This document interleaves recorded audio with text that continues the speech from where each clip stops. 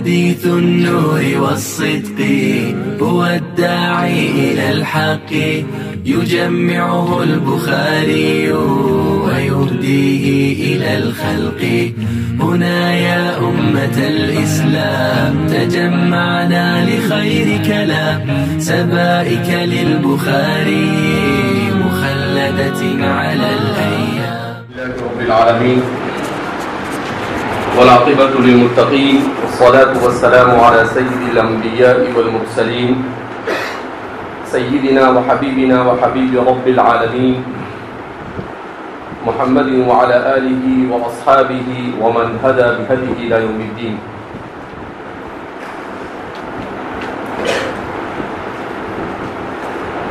الجامع الصحيح المسند المختصر من أمور رسول الله صلی اللہ علیہ وسلم وسننه وأيامه. جیسا کہ ہم سب جانتے ہیں کہ علم حدیث کی ایک مستند ترین کتاب جو اس وقت ہمارے سامنے زیر تدریس ہے، درس نظامی کے سلسلے میں بتایا گیا کہ درس نظامی میں ان تمام علوم کو پڑھایا جاتا ہے جو ایک داعی کے لیے، ایک عالم اور فاضل اور ایک اچھے مسلمان ہونے کے لیے ضروری ہے. اس میں ترتیب بھی بہت مناسب رکھی گئی. غالباً کل میں یہ بتلاتے کسی اور جانب چلا گیا تھا کہ درس نظامی میں پہلے عربی زبان کی تعلیم دی جاتی ہے اور عربی زبان کی تعلیم کے ساتھ ساتھ اردو زبان ہی میں عربی کے قواعد کو سکھانے کے ساتھ فقہ وغیرہ پڑھایا جاتا ہے. اس کا فائدہ یہ ہے کہ آدمی اپنی مادری زبان میں جتنا کسی چیز کو سمجھ سکتا ہے اتنا کسی اور زبان میں نہیں سمجھ سکتا.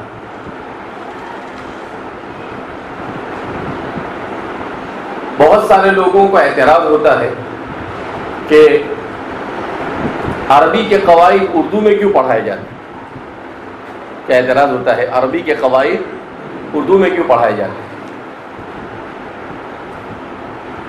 شروع میں میں بھی اس سے متاثر تھا کہ بات تو صحیح ہے، عربی سے دلچسپی ہوئی تھی، عربی سے لگاؤ تھا اس لیے. لیکن جب دنیا کے 20-25 ملکوں کا سفر کیا تو یہ بات سامنے آئی کہ کہیں پر بھی آپ جاؤ، ہر جگہ پر سب سے پہلے اپنی مادری زبان میں کسی چیز کو سکھایا جاتا ہے اور بچے کو مادری زبان میں کوئی چیز جتنے اچھے انداز میں سمجھ میں آ سکتی ہے وہ کسی اور زبان میں سمجھ میں نہیں آ سکتی. کیوں؟ اس لیے کہ اس کے دماغ کی جو ڈکشنری تیار ہوئی ہے وہ ڈکشنری کون سی زبان کی تیار ہوئی ہے؟ مادری زبان. اب جب مادری زبان کی ڈکشنری تیار ہوئی ہے تو اسے مادری زبان میں سمجھانے سے بات پورے طور پر سمجھ میں آئے گی. مادری زبان میں سمجھانے سے بات پورے طور پر سمجھ میں آئے گی. کسی اور زبان میں جب اس کو سمجھایا جائے گا تو اس کو ڈبل محنت کرنی پڑتی ہے. ایک تو اسے محنت کرنی پڑتی ہے اس زبان کی ڈکشنری تیار کرنے کی، اور دوسری محنت کرنی پڑتی ہے اس زبان کو سمجھنے کی. تو اس پر لوڈ جو ہوتا ہے وہ کیا ہو جاتا ہے؟ ڈبل ہو جاتا ہے. تو اس لیے ہمارے اکابرین نے سوچ سمجھ کر فیصلہ کیا کہ اپنی مادری زبان میں قواعد کو پڑھایا دیا جائے. اسی لیے ہم دیکھتے ہیں بچے کو جب چھوٹا ہوتا ہے دینی تعلیم کا رسالہ، تعلیم الاسلام، یہ ساری چیزیں کیوں پڑھائی جاتی ہے؟ تاکہ اپنی مادری زبان میں دین کو پہلے سمجھ لیں. میں ساؤتھ افریقہ گیا تھا آج سے 5-6 سال پہلے، پہلی مرتبہ. تو میں نے دیکھا کہ وہاں پر دینداری بہت ہے. مسلمان صرف 2% ہے، لیکن مسلمانوں میں دینداری، کوئی گھر ایسا خالی نہیں جس میں حافظ نہ ہو. اور اکثر و بیشتر لوگوں کو دیکھا کہ وہ ماشاءاللہ مشرع ہے. یعنی مسجد میں آپ سے ملاقات ہو کسی سے تو آپ کو ایسا لگے کہ کسی مدرسے کے شیخ الحدیث ہے، اور بعد میں جب آپ ملنے جاؤ تو پتا چلے کہ یہ بہت بڑے تاجر ہیں. جبہ پہنا ہوا ہوتا ہے، سر پر ٹوپی ہوتی ہے، داڑھی ہوتی ہے بالکل شریعت کے مطابق. تو میں نے جاننے کی کوشش کی کہ اس کی وجہ کیا. تو کہا اس کی وجہ مجھے جو سمجھ میں آئی وہ یہ کہ وہاں کی جو زبان ہے وہ انگریزی زبان ہے. بچہ کون سی زبان بولتا ہے؟ مادری زبان کون سی ہے؟ انگریزی. اور بچے کو مکتب میں دین سکھایا جاتا ہے انگریزی زبان میں. کس میں سکھایا جاتا ہے؟ انگریزی زبان. تو انگریزی زبان چونکہ اس کی مادری زبان ہے تو اس کو دین اچھی طرح سے کیا ہو جاتا ہے؟ سمجھ میں آ جاتا ہے. اب جب دین اچھی طرح سے بچپن سے سمجھ میں آ جاتا ہے تو اس کا ذہن مذہبی اور دینی بن جاتا ہے. اور جب بچپن ہی میں ذہن بن جاتا ہے تو بڑے ہونے کے بعد پھر اس پر زیادہ محنت کرنے کی ضرورت نہیں. کیوں؟ النقش عربی زبان میں کہتے ہیں النقش فی الطفولۃ کالنقش علی الحجر، کہ طفولت کے زمانے میں ذہن میں کسی چیز کا نقشہ بٹھایا جاتا ہے، وہ کیسا ہوتا ہے؟ جیسے پتھر پر لکھ دیا گیا ہو جو بٹ سکتا نہیں. تو اس وجہ سے تو میں نے وہاں سے یہ بات سمجھی کہ مادری زبان میں ہمارے یہاں پر ہمارے اکابرین نے بھی درس نظامی میں پہلے فارسی زبان تھی تو فارسی میں نحو میر، پنجگنج، منشعر اور میوزی، یہ ساری چیزیں جو فارسی میں تھی وہ کیا کی جاتی تھی؟ پڑھائی جاتی تھی. یعنی نحو صرف کی کتابیں، فلسفہ اور منطق کی کتابیں. پھر جب فارسی زبان گئی تو اس کی جگہ پر اب اردو زبان میں پڑھایا جانے لگا. کس میں پڑھایا جانے لگا؟ اس لیے کہ عام طور پر ہندوستان میں مسلمانوں کی زبان کون سی ہے؟ اردو زبان ہے. تو یہ پہلے عربی اول میں جو نحو، صرف، قواعد النحو یا علم النحو وغیرہ جو پڑھایا جاتا ہے وہ اسی لیے پڑھایا جاتا ہے کہ تاکہ طالب علم عربی کے بنیادی قواعد کو اچھی طرح سے اپنی مادری زبان میں سمجھ لے. اب اس کے بعد آپ کو یہ کہے کہ اس کے بعد بھی تو ہم دیکھتے ہیں کہ نحو صرف مضبوط نہیں ہوتا ہے، اس کے باوجود بھی عربی نہیں آتی ہے، تو اس میں قصور نظام اور نصاب کا نہیں، اس میں قصور طالب علم کا ہے کہ طالب علم بعد میں محنت نہیں کرتا ہے. وہ نحو صرف یا تو کر لیتا اپنی مادری زبان میں، مگر اس کے بعد جب آگے جاتے ہیں ہدایت النحو پڑھائی جاتی ہے تو پہلے سے طالب علم کا ذہن بنا ہوتا ہے. یہ تو بہت مشکل کتاب ہے. کس نے بولا ہدایت النحو مشکل؟ بالکل آسان کتاب ہے، لیکن انسان جس چیز کو مشکل سمجھ لیتا ہے وہ مشکل ہو جاتی ہے. وہ کیا ہو جاتی ہے؟ مشکل. تو اس لیے تو ہمارے یہاں کیا ہوتا ہے، پہلے مادری زبان میں نحو صرف پڑھایا جاتا ہے، پھر اس کے بعد فقہ وغیرہ بھی مادری زبان میں پڑھا دیا جاتا ہے، پھر اس کے بعد عربی زبان میں ساری چیزیں پڑھائی جاتی ہے. تو اس میں بھی پہلے فقہ کو پڑھاتے ہیں، نور العزا سے شروع کرتے ہیں، پھر اس کے بعد اصول فقہ کو پڑھاتے ہیں اصول شاشی کے ذریعے سے، اور ساتھ ساتھ میں قرآن کریم کا ترجمہ شروع ہوتا ہے عربی صوم میں. پھر اسی کے ساتھ ساتھ آگے چل کر پڑھایا جاتا ہے، ادب کی کتابیں پڑھائی جاتی ہے، اور تاکہ عربی میں اور مزید پختگی پیدا ہو. پھر مقامات وغیرہ پڑھائی جاتی ہے نفحۃ العرب کے بعد. پھر اسی کے ساتھ ساتھ شرح وقایہ پڑھائی جاتی ہے، نور الانوار پڑھائی جاتی ہے، اور اسی کے ساتھ ساتھ منطق کی کتابیں پڑھائی جاتی ہے. اردو میں بھی ہوتی ہے کوئی نہ کوئی کتاب، تیسیر المنطق ہوتی ہے یا آسان منطق ہوتی ہے، جو بھی ہوتی ہے. اس کے ساتھ ساتھ مرقات وغیرہ پڑھائی جاتی ہے. اور پھر اس کے بعد طالب علم جب نحو پڑھ لیتا ہے، صرف پڑھ لیتا ہے، عربی ادب پڑھ لیتا ہے، اصول فقہ پڑھ لیتا ہے، فقہ پڑھ لیتا ہے، منطق پڑھ لیتا ہے، فلسفے کی کچھ چیزیں، بنیادی چیزوں کو وہ سمجھ لیتا ہے، ترجمے قرآن پاک پڑھ لیتا ہے، پھر اس کے بعد جا کر اس کو حدیث کی کتاب ریاض الصالحین پڑھائی جاتی ہے۔ اس کے بعد جا کر عربی پنجم میں پہنچ کر وہ کیا پڑھتا ہے؟ ریاض الصالحین پڑھتا ہے، جس میں صرف صحابی سے روایت کو نقل کیا جاتا ہے۔ البتہ اس کی تخریج کو امام نووی نے وہاں پر ذکر کیا ہے کہ میں متفق علیہ روایت ہے یا امام مسلم کی نقل کردہ ہی ہے، تخریج کے ساتھ اس کو بیان کرتے ہیں وہ۔ تو اس طرح سے علم حدیث سے مناسبت۔ تو اب یہاں یہی سوال کہ علم حدیث کو اخیر میں کیوں پڑھایا جائے؟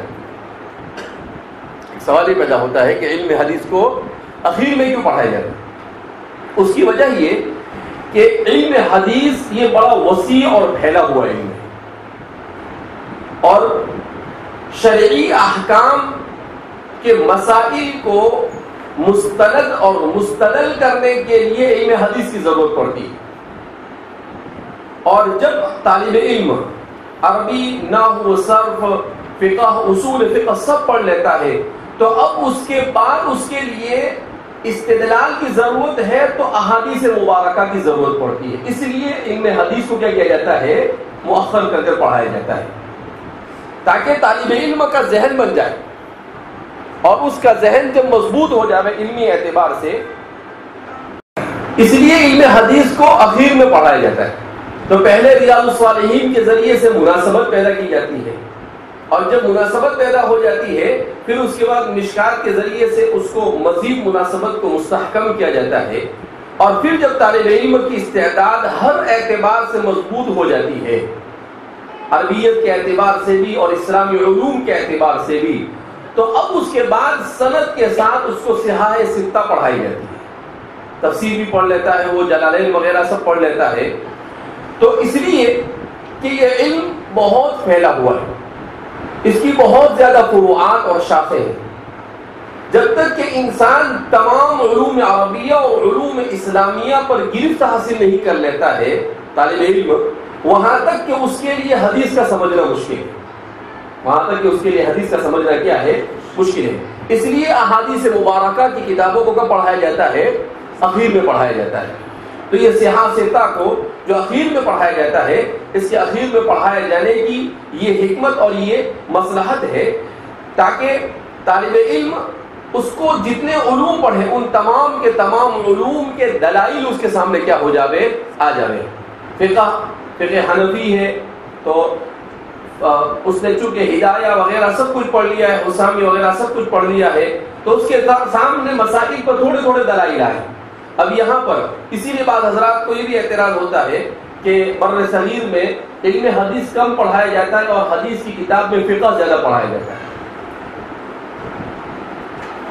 تو ایسا نہیں، علم حدیث جو ہے اس میں قرآن کریم میں متن متین ہے، اس میں اشارے اور اختصار کے ساتھ دلائل کو ذکر کیا گیا ہے، اور احادیث مبارکہ میں یہ قرآن کی شرح ہے، تو اس میں تفصیل کے ساتھ احکام کو بیان کیا۔ تو علم کلام اور علم عقائد کے مسائل بھی، اس کے دلائل بھی آپ کو تفصیل کے ساتھ کہاں ملیں گے؟ علم حدیث میں۔ فقہ کے دلائل بھی آپ کو کہاں پر ملیں گے؟ علم حدیث میں۔ اصول فقہ کے لیے بھی دلائل زیادہ تر کہاں پر ملیں گے؟ علم حدیث میں ملیں گے۔ تو سب کے دلائل کا اصل منبع اور مرجع کون ہے؟ احادیث مبارکہ، کیونکہ ہر انسان متن کو نہیں سمجھ سکتا ہے، لہذا احادیث مبارکہ میں نبی کریم صلی اللہ علیہ وسلم نے وضاحت اور تفصیل کے ساتھ اس کو بیان کیا ہے۔ اس وجہ سے علم حدیث کو دور حدیث شریف میں آخر میں کیا کیا جاتا ہے؟ پڑھایا جاتا ہے، اور اس میں بھی صحاح ستہ کو خاص طور پر کیا کیا جاتا ہے؟ پڑھایا جاتا ہے۔ تو صحاح ستہ میں جو اہم ترین کتاب ہے وہ الجامع الصحیح المسند المختصر من امور رسول اللہ صلی اللہ علیہ وسلم وسننہ وایامہ۔ یہ بار بار میں اس لیے بول رہا ہوں تاکہ آپ کے ذہن میں یہ بات بیٹھ جائے کہ اس کتاب کا نام کیا ہے۔ بہرحال امام بخاری کی جو کتاب ہے،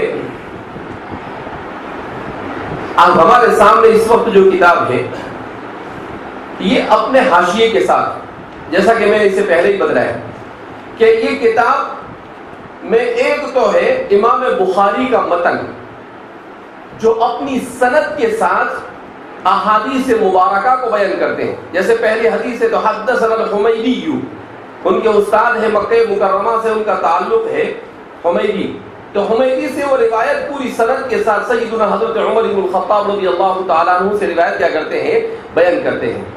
اب چونکہ احادیث مبارکہ اگرچہ قرآن کی شرح ہے، مگر نبی کریم صلی اللہ علیہ وسلم خود فرماتے ہیں اوتیت جوامع الکلم، تو وہ شرح ہونے کے باوجود بھی متن ہے. سمجھ میں نہیں یہ بات؟ شرح ہونے کے باوجود متن، یعنی قرآن کی طرف دیکھو تو شرح ہے، اور دوسری طرف ہماری اعتبار سے، ہماری سوچ اور فکر کے اعتبار سے، ہمارے علم کے اعتبار سے دیکھو تو کیا ہے، یہ متن ہے. اب جب یہ متن ہے تو یہ مزید محتاج ہے شرح کا. یہ کس کا محتاج ہے؟ شرح کا. تو اس کی سینکڑوں شروحات لکھی گئی، 700-800 سے زیادہ شروحات بخاری شریف کی عربی زبان کے اندر لکھی گئی. دنیا کی دیگر زبانوں میں سینکڑوں زبانوں میں اس کی شروحات لکھی گئی، وہ الگ ہے. اردو زبان میں ہی 50-100 اس کی شروحات ابھی تک کیا کی جا چکی ہے، لکھی جا چکی ہے پچھلے 100-150 سال ہی کے اندر میں. تو اب ان شروحات میں بہت ساری شروحات، کوئی 20 جلد میں ہے، کوئی 25 جلد میں، کوئی 30 جلد میں. بخاری کی سب سے طویل شرح جو ابھی قطر حکومت نے شائع کی ہے وہ ہے التوضیح شرح صحیح البخاری. زیادہ نہیں، صرف 35 جلدوں میں. کتنی جلدوں میں ہے؟ 35 جلدوں میں بخاری کی شرح لکھی ہے انہوں نے. تو اب ظاہر سی بات ہے کہ ایک تو شروحات بکثرت، اور پھر اس کے بعد اس کو بہت زیادہ پھیلایا گیا. تو اب جو درس نظامی کی کتابیں ہیں، ان کتابوں کے اوپر حاشیے لکھے گئے. کیا لکھے گئے؟ حاشیے لکھے گئے. ان حاشیوں میں کیا کیا گیا کہ طالب علموں کو متن حدیث کو سمجھنے کے لیے عربیت کے اعتبار سے اور فن اسماء الرجال کے اعتبار سے اور علوم حدیث اور علوم فقہ کے اعتبار سے جن بنیادی چیزوں کی ضرورت ہے، صرف اس کو خلاصے کے طور پر کیا کر دیا جاتا ہے، بیان کر دیا جاتا ہے. اس کو کہتے ہیں حاشیہ. حاشیے کے معنی آتے کنارے کی، تو چونکہ وہ متن کے کنارے پر لکھا جاتا ہے اسی لیے کیا کہا جاتا ہے، اس کو حاشیہ کہا جاتا ہے. تو ہماری یہ جو کتاب ہے، اس کتاب پر جو حاشیہ ہے وہ شیخ احمد علی السہارنپوری کا ہے. شیخ احمد علی السہارنپوری کا ہے، جو اپنے زمانے کے بڑے محدث گزرے ہیں. یو پی کے قصبے سہارنپور سے آپ کا تعلق ہے، اور کہا جاتا ہے کہ آپ نے جو حاشیہ لکھا ہے، یہ حاشیہ گویا کہ تمام شروحات سے اس انسان کو مستغنی کر دیتا ہے. اس لیے طالب علم کو چاہیے کہ وہ جب بھی بخاری کو پڑھے تو اپنے اگلے سبق کو کم سے کم استاد پڑھائے اس سے پہلے حاشیے کے ذریعے سے حل کرنے کی کوشش کرے. حکیم الامت مجدد ملت حضرت تھانوی رحمۃ اللہ علیہ فرماتے تھے کہ اگر طالب علم اپنی استعداد میں پختگی پیدا کرنا چاہتا ہے تو 3 کام کرے. سبق سے پہلے جو اگلا سبق ہے اسے دیکھ کر جائے، اسے حل کر جائے. جب سبق ہو رہا ہو سبق کو پوری توجہ سے سنے، اور سبق ہو جاوے اس کے بعد اس کا مذاکرہ اور تکرار کرے. کہا 3 چیز اگر کر لیتا ہے تو طالب علم کی استعداد کیا ہو جاتی ہے، مضبوط ہو جاتی ہے. اور اگر نہ تو سبق سے پہلے دیکھا اور جب استاد پڑھاتا ہے تو دیوار کے ساتھ بیٹھا ہے تو ایسا ٹک لگا کے بیٹھ گیا، ایسے ہی بیٹھا ہے. علم حدیث پڑھتا ہے آدمی، علم حدیث کے آداب اس کی رعایت کرنا کیا ہے، ضروری ہے. آدمی جتنا ڈھیلا ڈھالا ہو کر بیٹھے گا اتنا انسان سستی کا کیا ہوتا ہے، شکار ہوتا ہے.